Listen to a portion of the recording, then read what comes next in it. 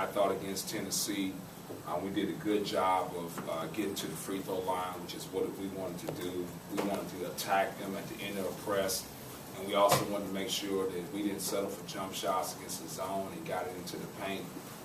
I just think I've never seen a stat before where you get to the free throw line 44 times and hold the team to 35% from the field and then come up with a loss. But we spotted them a 12-point lead to start off the game and did make our free throws. The thing against Florida is it's just the same bugaboo. They had 19 points off of our turnovers in the first half. And when you're playing a team like Florida, who I think is the best passing team in college basketball, and then on top of that, I think they're the best help defensive team in college basketball, you got to be prepared for long possessions. And I just thought that we didn't value the basketball and get long possessions. So we've got to find a way, because we're still doing a great job on the defensive end. We're 27th in the nation in scoring defense, and we lead the SEC in giving up rebounds.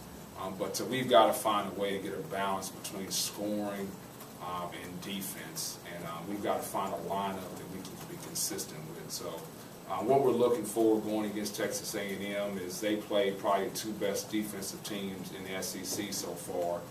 They've competed very well against those two teams, so we've got to make sure we continue to play defense, but we've got to find a lineup that'll take care of the basketball, gives us a scoring threat, and then also continues to defend the way we want to defend.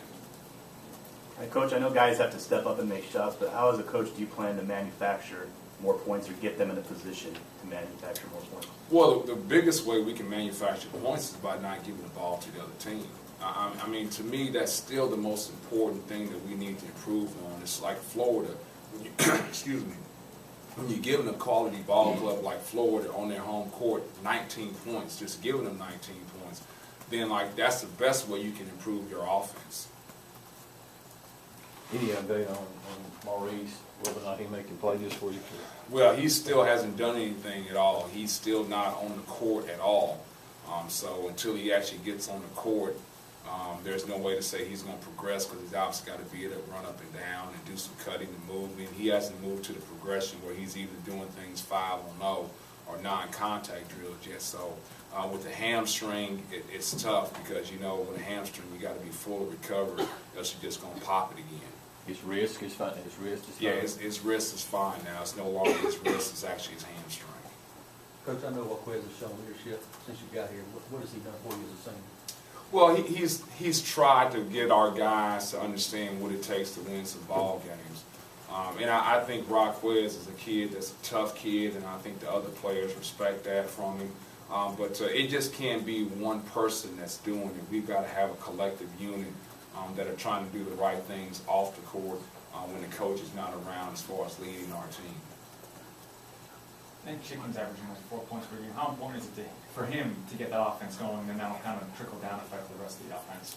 Yeah, and that's the thing about back surgeries, Michael.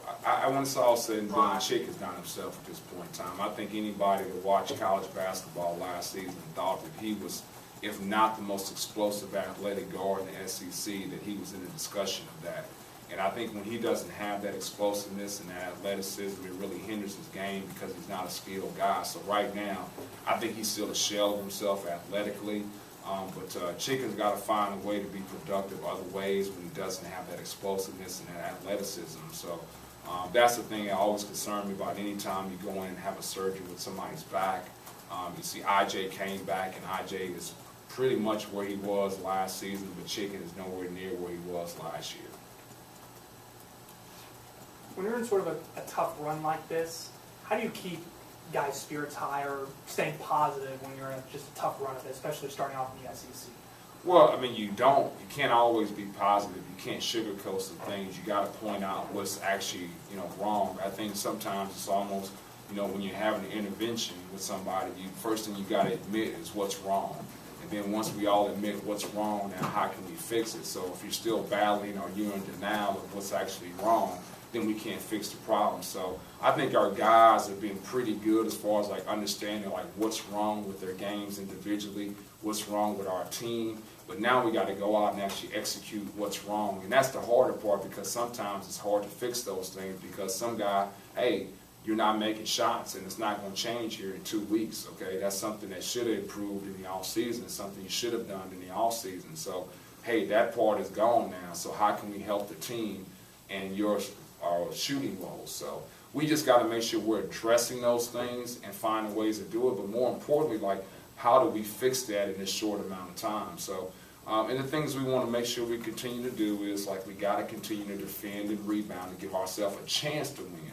And the other thing is, like, clean up our turnovers. But we've got to be positive with our guys in some aspects. You can't just be a guy who's all negative, because I don't think guys in this day and age respond to that. The days of Bobby Knight and just being like that, I just think that's over with. So you got to make sure you're still reaching your kids and they still care for you and you care for them, and showing that, to me, what you have to do as a college basketball coach now is, I was talking to one of my older mentors, and he said college basketball has changed where you spend so much time addressing every single thing with your kids. And he says when he was a coach in his day and age, you didn't have to address all these things going on with you guys. There was no social media. So I think what you got to make sure is, like, hey, we're trying to fix some things on the court, and we're going to be hard on you on the court, but, like, off the court, I still care about you as a person. They got to understand that I still care about what's going on in their daily lives. But when we get on the wood, we got to fix what's wrong in the wood, and we'll take care of things off the court later on. Is there one thing at the beginning of ball games that's causing these slow starts, or is it just a different thing each game? Oh, it's different each game, but I think one thing is the fact that we turn the ball over and we get a ball to the other team, and then find the lineup that gives us a balance that we can actually go to score. And I think that's the problem for us right now. We don't have an inside presence with our starting lineup, with those guys that the ability to get the ball with their back to the basket or finish inside. And I think we used to have that with Chicken, because you could always generate some offense with Chicken at this point in time, but he's just not where he was. So we've got to find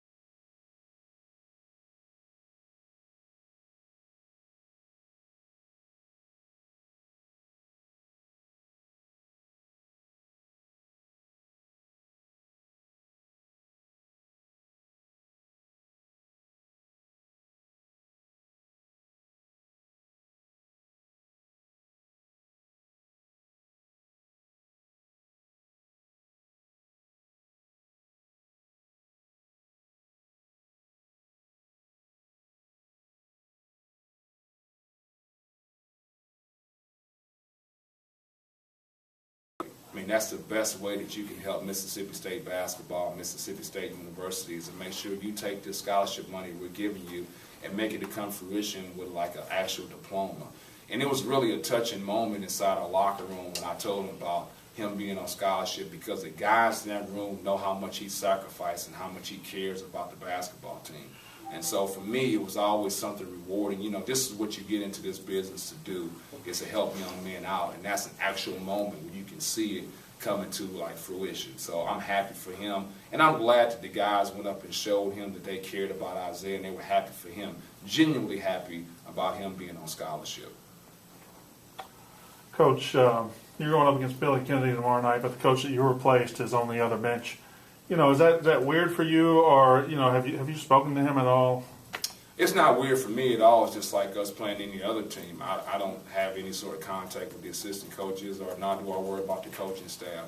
I worry about the X's and O's on the court. Now for him, it may be something different as far as nostalgia, because he obviously had a long-standing history with Mississippi State, but I haven't been involved with him. So to me, that's something that's probably going to come from his end, not my end, and that's not trying to be disrespectful, but to me, it's just like he's a coach on the other team, just like any other coach on the other team. Is it, I guess, how common is it to struggle with the offense coming out of, because usually coming out of high school, it's defense you have to work on. It's defense, and the defense is there. These kids have, scored all their lives. Yeah, how common is that to be a problem rather than vice versa, where it's defense is the problem rather than offense? Well, I think I don't know if that's necessarily the case, because to me, when it's all said and done, defense is about willingness to defend and having the discipline to defend. And I think we got guys for the most part that have those two things. But I think what happens when you make that transfer from high school basketball to college basketball, it becomes a skill level deal, because it's like I was listening to people talk about Jameis Winston and Marcus Mariota, and they transfer into the NFL. And they talk about like going from college to the NFL, those pockets for open receivers, it shrinks. And so the throws that you can make in college football, you can't make in the NFL because it shrinks. So I think it's the same thing that happens from your transference from high school basketball to college basketball. It used to be able to drive in there, and there was no such thing as help side defense. Or the people coming over from help side defense were 6'3" instead of 6'11". You know, so I just think that what happens is the skill level and that like success window, it really shrinks going from high school to college. You say that you want the best lineup to get you off to the best start. Does that veer towards the defensive end? Because look at the statistics, excuse me, your leading scorer in the starting lineup is given 7 points, and some guys down below 2 points. Is that just a trade-off you have to make at this point? Well, I thought at that point in time, with the way we played against Florida State with that starting lineup, I thought that gave us the best chance of winning. So when you have something that works, the way we played against Florida State and the great way we got off to a start against Florida State and the energy we displayed, it worked. In these past 2 games, it hasn't worked. So now we got to tinker it some more and find something that works again. So I know it's not anything scientific, but it's like, why would I change the starting lineup when we played so well with Florida State? Well, we had 2 games where we haven't gotten off to a good start, so that warrants a change. How is the lineup gets determined? Is it practice? Are you shuffling in players, or is it one unit at a time? And then, I guess, how does one make a decision? Oh, it changes from day to day, because, like I said before we played Florida State, I decided on that starting lineup for Florida State, and the practice beforehand, the white team, which is a team with the non-starters, handily beat the maroon team. And so now you start to question, like, do I really want to start that lineup? But then they go out against Florida State, and they play really well. So, I mean, it changes every day in practice, and every day in practice, somebody has a better practice than the other person. But then the next day, it may change again. So it's something you got to continue to monitor, and you got to stat it out, and you got to have individual meetings with guys. But it's also a deal about chemistry, too. And I think right now, we probably got too many guys in the starting lineup who don't give us a chance to go out and have success on the offensive end. So we've got to make that change.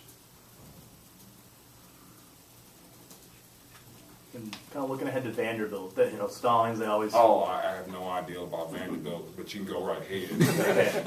they always shoot the ball well and score a lot of points. Is that a matchup you're looking forward to defensively, trying to stop that? I'm not looking forward to stopping anybody defensively.